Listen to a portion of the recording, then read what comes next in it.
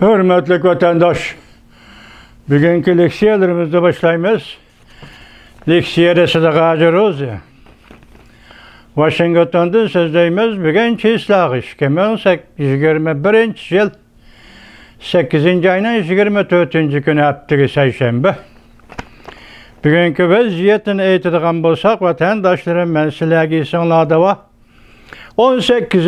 günü Cungo'nun bayanatçısı Cavlice nime degeni dep mesela jukumluk virüsün menbiini izleş doğrusu nime degeni. Ben şu günü bu derhal Amerika avazlı ilan kılındı degendim. Bugünküçe Amerika avazlı ilan kılınmadı lekin yana bir kıtım bugün Xitayning Li Hoping deydigan meselelik bir kıtım makalesini leksiya kılıp anlatkan edim. Şu kişi bugün jukumluk virüs doğrusu da yoki onun menbiini izleş doğrusu da yana bir parça makale ilan qıptı. Şundan qaraganda Amerika Qo'shma Shtatlari hükümeti hazır ittifaqdoshları bilan birlikte jukumluk virüsning menbiini izleş bütün dunyoga oshkorlash uchun ilan qiladigan vaqt. Naytkesi bir hafta qoldi. Mushkun gücü bo'lgan araliqda nayti jiddiy ishlayotganligini, bunun için Cungo'nun hakikaten patparak bolavatqanligini xabar qildi. Bugünkü vaziyet manı şu vatandaşım. Endi onunla alakadar yana birisi Litva Cumhuriyeti mush yilning oxirigacha dedi, ya kuzgacha dedi, Tayvanda vakolatxona qurdi dedi.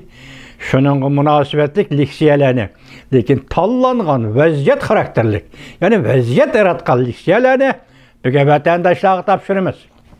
Birinchi mavzu.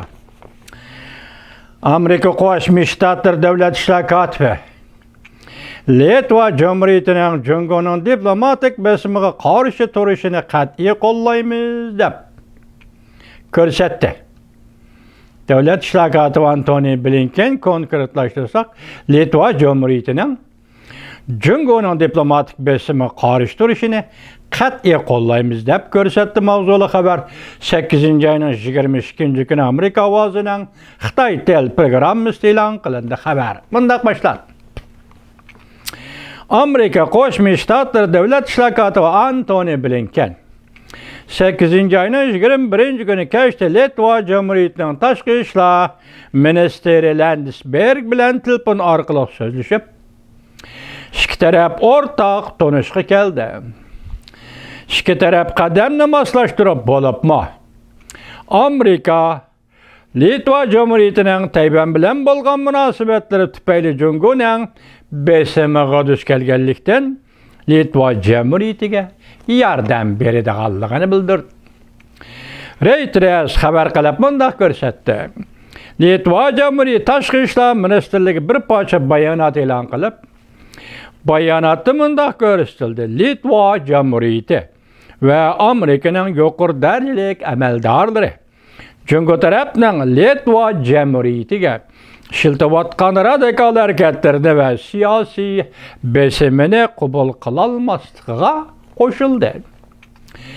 Bayonotda qadamni moslashtirishdan konkret mazmunlari to'g'risida bir narsa deyilmadi.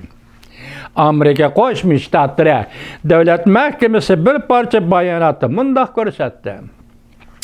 Cumhur Halk Cumhuriyeti'nin mecburlaş hareketleri oldu da Devlet İşler Kotibi Antony Blinken NATO ve Avrupa İttifakı'na a'zo Litva Cumhuriyeti bilan ittifaqdoshlik munosabatinin mustahkam ekanligini ta'kidladi. Tayvan Tashqi ishlar ministrligi 7. ayning 20. kuni bunday ko'rsatdi. Litvada turishliq ish boshqarmasi yana vakolatxonasini quramiz.